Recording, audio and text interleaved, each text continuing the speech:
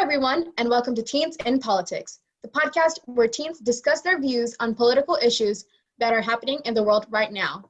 My name is Alfin, and I'm here with Jamie. Hello. Silali.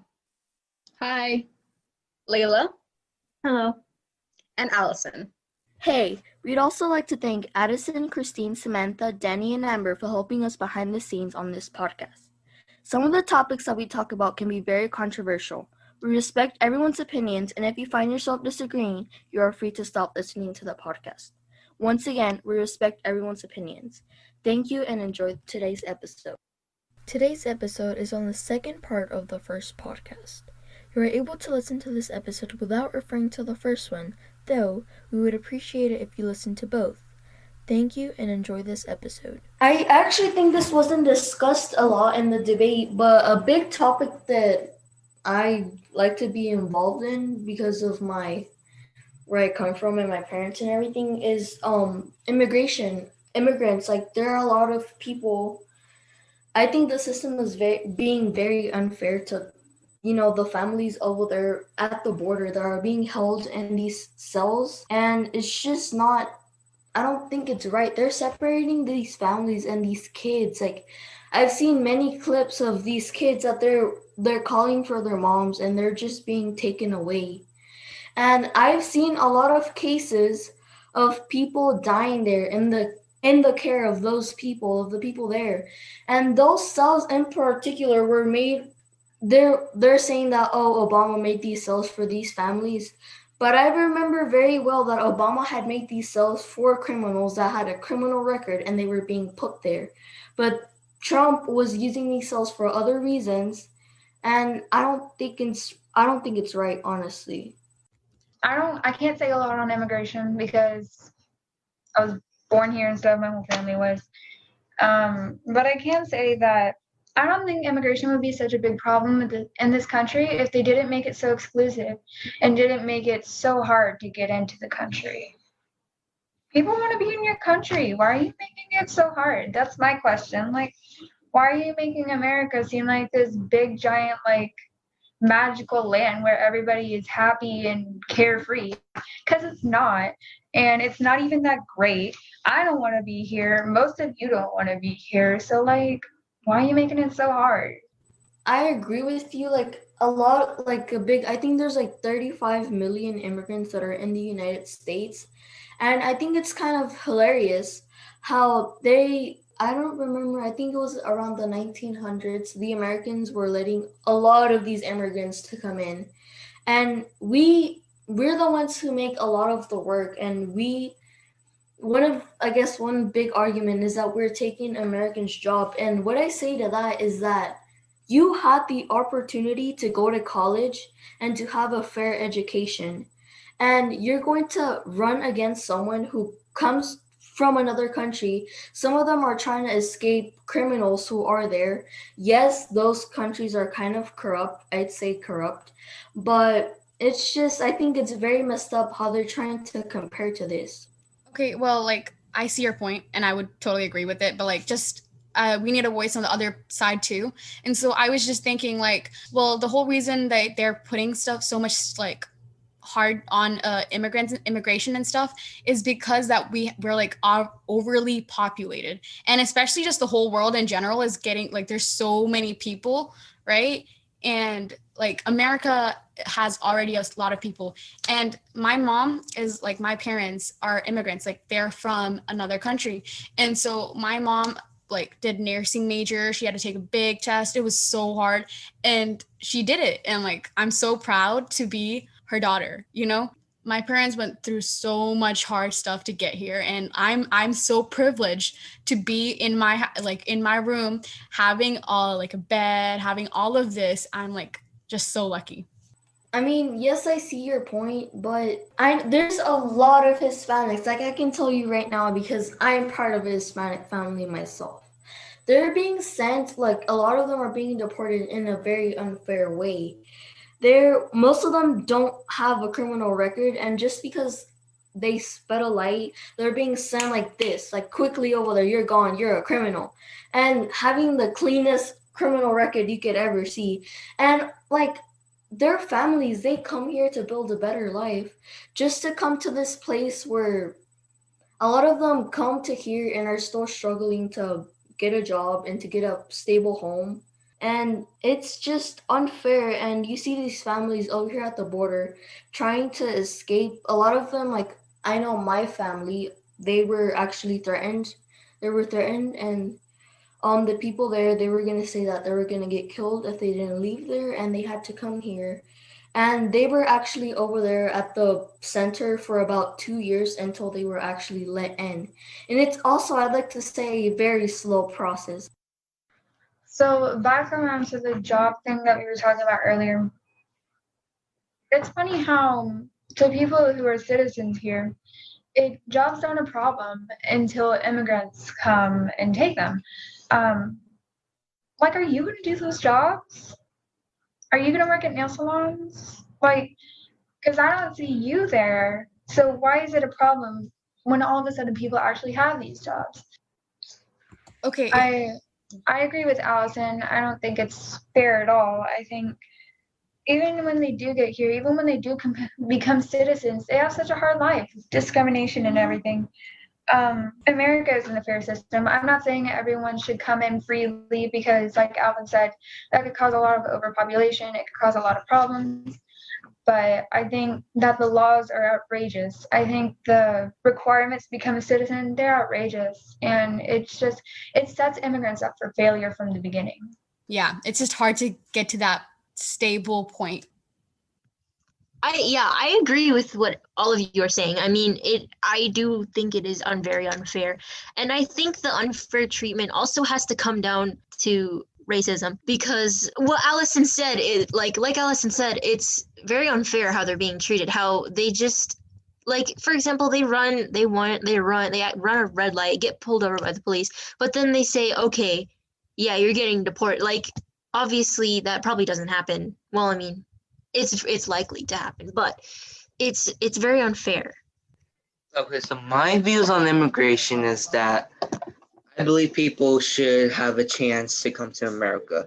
But I also have like a conservative idea that there should also be control about it. So I'm moderate on this issue. I'm like on both sides. And I actually had like a discussion with like an opponent. And here's what I believe could be like a good system. So I'm showing my beliefs in action. So let's say there's like a family of four coming from Mexico or the Honduras because of crime rates going up, and there's a mother and father, and there's two children. All right. The father, let's say, has a minor criminal record of, let's say, shoplifting under $5,000. And the mother has a criminal record of using a counterfeit bill. I feel like it's petty to like send them back to their country just because of those crimes, and I feel like you should give them a second chance for that. However, if both of those parents have like a major criminal record, let's say assault, robbery, like they should be deported back immediately. So that's my views on immigration. Okay, while we're talking about immigration, I can't believe we haven't talked about this yet, but ICE. I mean, it's a huge issue. I mean, even when these immigrants are like, even if they do come illegally and they get deported, or they commit a crime and they're about to get deported, they have no chance of getting back in.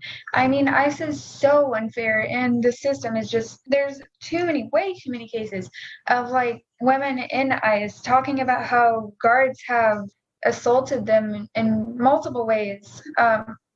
And trial is so unfair. The way they separate families is so unfair.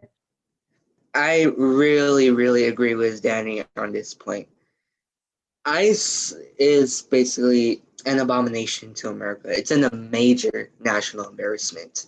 How dare America let ICE do this to a family just because parents didn't have the chance to put their papers in, get their papers filled out. And I mean, it's a very long process. Like, some people, I get, yes, there's a process to do it, a fair process, but that process said to be fair is not completely fair. and it takes so long. Like some of these families are really trying to get away. Like I've seen like many clips, many clips and interviews of these people being shown there, and they're like running away, and they're like, I can't go back. I need to build a better life in America. And then they come here and they're being treated like garbage. It's just not right. Okay, so I don't know if y'all know about visas and stuff, but like for from like what I know is that like you have to like you have if you want someone like that is close really related to you, right? You have to like put a visa or like ask for a visa, right? And that process takes like 6 months sometimes and like way longer. Like but the thing is like I feel like I'm like on both sides like Jamie said about immigration. Like if you have visa, like should they be able to come and like how fast should that like process be done? Because like if we bring too much people from different countries, we're going to be overly populated, right? And we can't like tell them like go back to your country. Like the only way like the whole I feel like the whole point the government is like sending people like immigrants back is because of like the overpopulation. But then like is there a way we could solve that overpopulation? Visa is temporary though, right? Like it's like for like in a year and then they go back. So like we should be fine in a way, right? So shouldn't like visas process like shouldn't it be faster? I mean, and I think it's funny how this is like interesting. I think it's funny how Trump's solution to this problem was putting a wall. Like how childish, or back then I was like, okay, he's putting a wall. But when you think back to it, it's just so childish to think that they're going to put a wall. It's like they're saying that people in Mexico are like animals, and they're like they putting them back, as if they're gonna go over there and shoot everyone up. Like, what do you think they're gonna do? Honestly. When you say it like that, that's so true. Like it's like the wall of China. I'm just referring, I don't know anything about it. I'm just saying like the wall of China didn't really keep people away, did it though? Like, I mean, we can still go to China if we wanted to right now, right? I mean, like process and stuff, but yeah, Allison. I guess changing the topic a bit, switching it up again. Um, I mean, we were on the topic of, a lot of these Hispanics are being discriminated. A lot of, especially now during these times of the coronavirus, I think a lot of Chinese people or Asian people are being mistreated, or they're being told to be sent back just because of the way they were raised over there, or especially Trump, that he has been saying, oh, the China virus, or oh, the Chinese, and it's not right how he's doing that stereotype, and then everyone think it's fine to call it that way, and it's not really funny. I don't think it's a joke. I think it's fair to point out that everyone here is an immigrant. I mean, most of everyone, except American Indians. I mean, think about Ellis Island and stuff. So many Irish people came in, so many German people came in from Ellis Island way back when. Every white person here has descended from those people. So we'd all be immigrants if we worked that way. I mean, I think it's just fair to point out that Trump is an immigrant. I think it's fair to point out that I'm an immigrant. My parents, not literally, but my ancestors weren't born here. Trump's ancestors weren't born here. So I think it's just like funny to me that like none of us own this land, and we're still fighting over it like it's our right. Okay, so when we're talking about this, just like to bring it up, American Indians are like indigenous people. They're like losing land. They've been here though. Like as we're saying, they're not the immigrants. We are. So like they're losing land. Like where can they go? Like America was their land, but like it was taken from them forcefully. Like what do they do? I've like thought about it. I think most of us have thought about it. How we think it's kind of messed up how back then they thought they should own the land from what was it, the Pacific Ocean to the Atlantic Ocean. The whole idea of manifest destiny, I think it was actually very messed up. How they're like, it's God's idea to go from east to west and spread the land everywhere. And it's just like, wow, like how greedy were we to think that back then? And it just makes me think, because everyone was submitted into that idea that we should spread and that we should have land from east to west. Like, it just makes me think how much of politics is influenced into us. Like, how many thoughts do we get from presidents and that are maybe not fair, you know? I was going to go ahead and talk about the disappearances of Indigenous people. Not only is their land being stolen more and more every day, Indigenous women have been being murdered and raped and killed for years and years and years. And we're just now talking about it. I mean, I think I heard about a case a few years ago called, I think, Sabrina Not Afraid. And that's just one of millions of Indigenous women that have gone missing. And then it's just so much racism, so much discrimination. And then tons of white people like to talk about how they have Cherokee roots, like claiming that heritage for themselves. And then they like to say things like rain dance and powwow, like it's funny or okay. And then they don't see anything wrong with saying those things because it's not their history. And I mean, that's just some of the plain racism in America. Adding on to what Danny said, it's very heartbreaking that you don't hear about a lot of this stuff, because I mean it doesn't, where do you hear about it? Like, it's not very represented. How I feel, it's not very represented in the media, and I think it's really sad, because then once in a while something, like, I'll use the BLM movement for an example. I feel like that only became like a really big thing after George Floyd died. And then it just kind of died down because it was kind of, to me, it was kind of saw as a trend, and that's not very good. Okay, so I just want to point out one thing from that case, just one thing. They said that they found her a mile away where she was lost. How can you search many miles away, but then you couldn't find her just a mile away? That just shows foul play. It's like saying that, oh, we couldn't find her, we're sorry, but then the family finds her a mile away.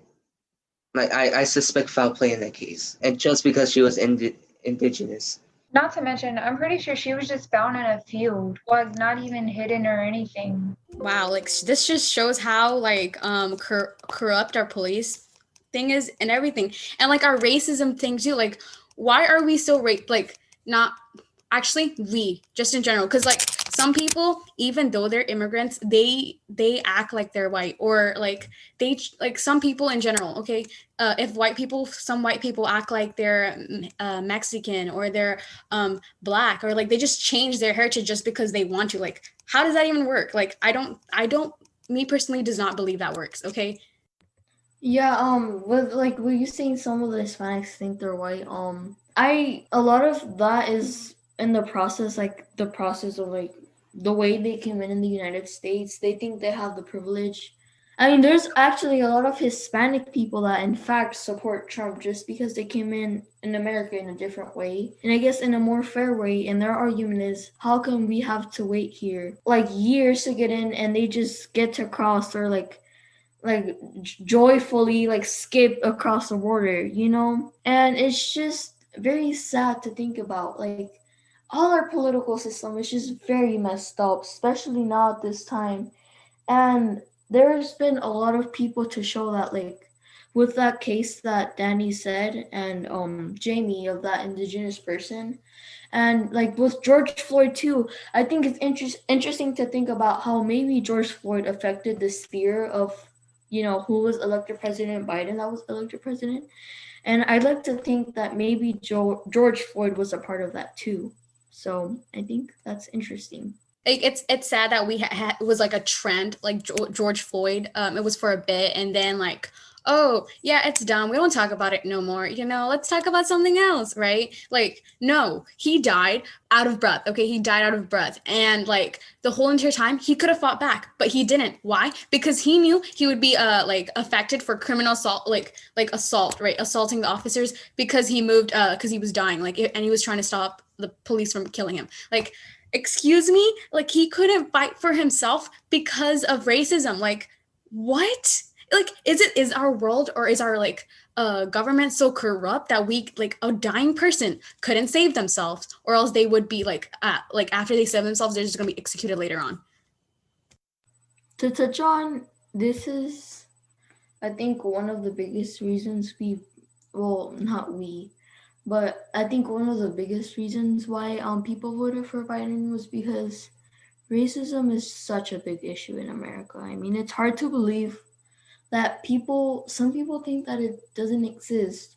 And I think that even though, I think that I have, of course, no say in this, but I feel like white people sometimes feel privileged just because they're born in America.